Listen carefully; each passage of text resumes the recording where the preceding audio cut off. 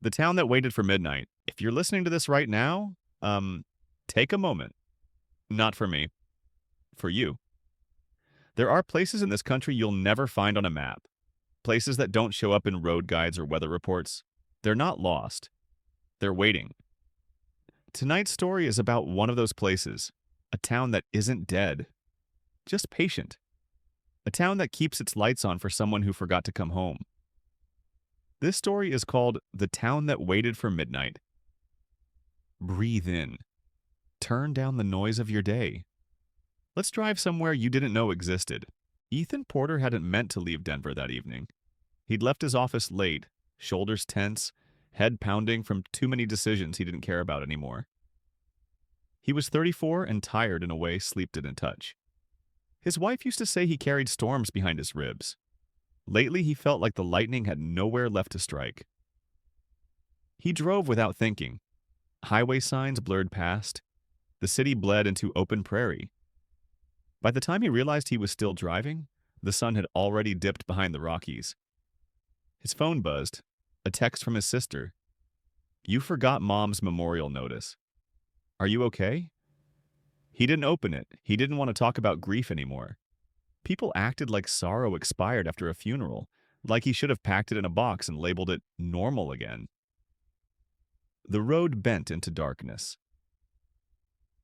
A sign flickered in his headlights. Midnight Pass, 12 miles. Population? Ethan frowned. 3 question marks? He'd never seen that before. He kept driving. Not out of curiosity, but because turning around felt like admitting he had somewhere else to be. He wasn't sure he did. The town appeared suddenly, as though the night had been hiding it. Tiny brick buildings. A diner with a neon sign sputtering open 24 hours, even though no cars waited outside. Streetlights hummed softly, casting warm halos on the empty pavement. He parked in front of the diner. Inside, a single man sat at the counter. Silver hair, denim jacket, tired eyes that didn't look surprised to see him. Ethan approached. "You look like someone who didn't mean to stop here," the man said, voice calm as gravel. Ethan blinked. "That obvious?" The man gave a half smile. "This place doesn't attract people who know where they're going." A waitress appeared. No rush, no performative cheer, just presence. "What'll it be?" she asked. "Coffee," Ethan said. "Black." She poured without asking anything else, like she already knew the answer. The man extended a hand. "Name's Nolan." "Ethan." Nolan nodded slowly, studying him with something between recognition and patience.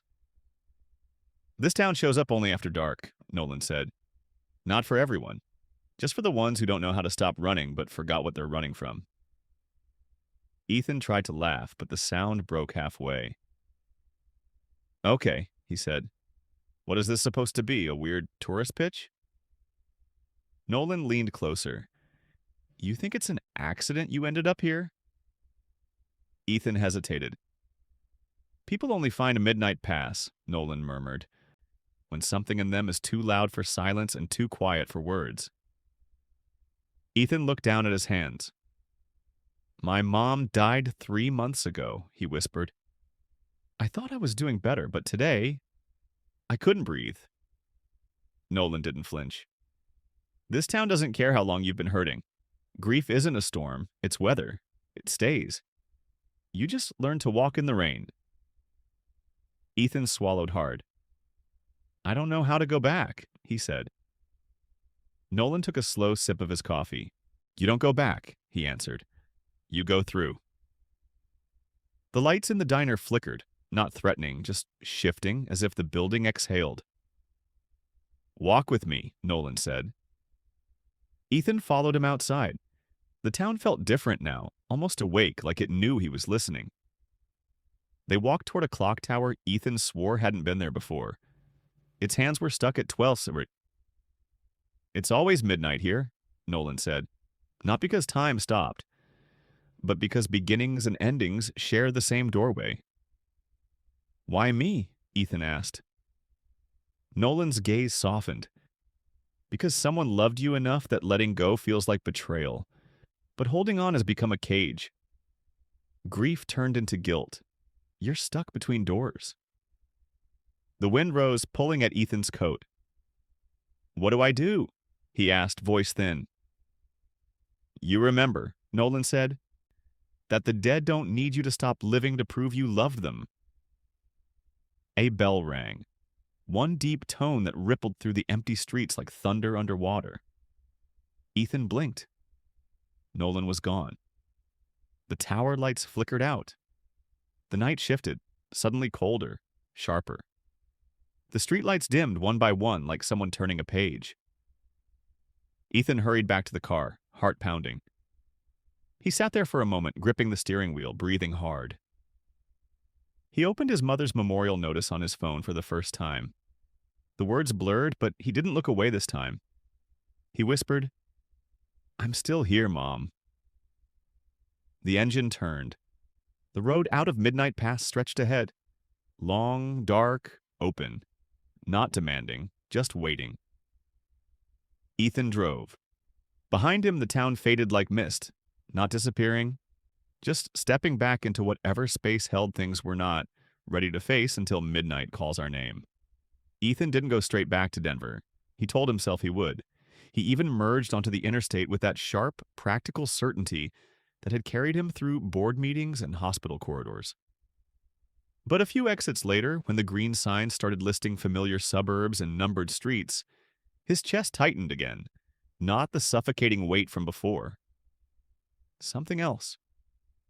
He pulled off at a quiet rest stop instead, the kind with vending machines that buzzed too loudly and a handful of trucks parked like sleeping animals under the sodium lights. He killed the engine and sat there in the dim glow of the dashboard. It was 12:07 a.m. His phone buzzed on the passenger seat. Another message from his sister. The preview line was short, sharp. "Call me, please." He stared at it for a long time.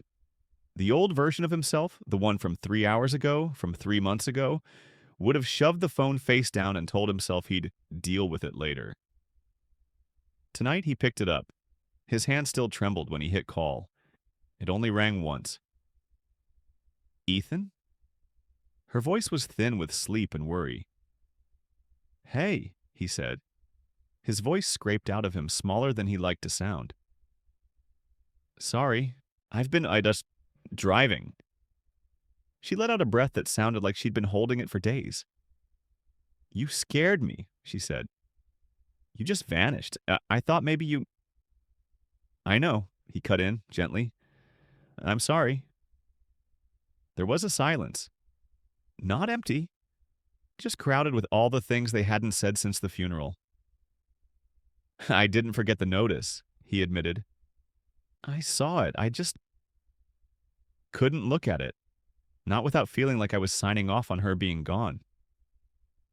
His sister was quiet for a moment. "You know it's just paperwork, right?" she said softly. "She's not more gone because we filled in a form." "I know," he said. "My brain knows. The rest of me is slow." He caught his reflection in the rearview mirror. Tired eyes, unshaven jaw, a man who looked older than 34. "I ended up in some weird town," he added, surprising himself. "Midnight Pass. Ever heard of it?" "No," she said. "Is that in the mountains?" "Sort of," he said. "It doesn't matter." He thought of Nolan's eyes, of the way the diner had felt less like a building and more like a held breath.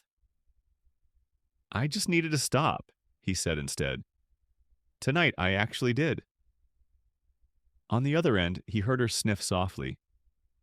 "I miss her," his sister said. "I keep thinking I shouldn't say it out loud anymore. Like there's an expiration date." "There isn't," he said. The certainty in his voice surprised him. "We just got really good at pretending." Another silence, but this one felt different, less brittle. "What if I drive down this weekend?" he asked. "We can go through some of her things together. Or not. We can just order terrible takeout and tell stories about her yelling at the TV." His sister let out a hurting little laugh. She always yelled at commercials, she said, like the actors could hear her. She'd hate the grief ads, he said. Too tidy. This time they both laughed, and the sound didn't snap in half. Okay, she said. Come this weekend. You don't have to be fixed or whatever. Just come. I will, he said. I promise. When he hung up, the rest stop felt less like a pause and more like a bridge. He leaned his head back against the seat and let out a breath he didn't know he'd been holding. The digital clock on the dash flipped to 12:12. He checked his navigation app out of habit. No midnight pass on the map. No weird little town, no diner, no clock tower. Just a long stretch of interstate and a lot of dark between here and morning. He should have been unsettled by that. Instead, he felt oddly seen. He pulled back onto the highway, letting the lane markings slip beneath him like a slow metronome. For the first time since his mother died, his thoughts weren't just looping around the same jagged memories. They wandered farther, to his sister's crooked smile, to the way his mom used to hum off-key in the kitchen, to the inbox full of work emails that suddenly didn't feel like the center of the universe. A semi passed him, lights blazing. He didn't speed up to match it. He just drove his own pace, steady, present. Miles later, a small town's lights appeared on the horizon. Not magical, not mysterious. Just another place full of people buying coffee, closing shops, arguing about nothing, falling asleep in front of televisions. He felt strangely comforted by that, too. At a red light on the edge of town, he caught his reflection again. Same tired eyes, same jaw, but something in his face had shifted. The tightness behind his ribs was still there. The grief hadn't drained out of him like a bathtub. It sat differently, though. Less like a storm cloud pressed under his skin. More like weather he could walk through. He turned the radio on, not loud, not to drown anything out. Just low enough to keep him company, some old song his mom used to tap her fingers to on the steering wheel. He didn't change it. By the time the sky began to pale along the edge of the plains, Ethan realized he wasn't dreading tomorrow in the same way. It would still hurt. The memorial envelope would still wait on his kitchen table. But somewhere between Denver and that strange town that might not exist, between the first mile and midnight, he'd crossed a line he couldn't see but definitely felt. He was still sad, still tired, but he was no longer trying to outrun the pain. He was driving with it, alongside it, through it. And that, he understood now, was a different kind of movement. A better one. If you're still here, maybe something in this story wasn't just a story. Maybe you know a road that took you somewhere you didn't plan to go. Maybe you're carrying something heavy and pretending it's not there. Listen, you don't have to get over it today. You don't have to be okay tomorrow. You only have to keep moving. Some towns wait for midnight. Some roads wait for you. If this story found you tonight, don't forget to breathe. And if you want more journeys like this, subscribe, stay close. There's another road ahead, and I promise it's worth driving.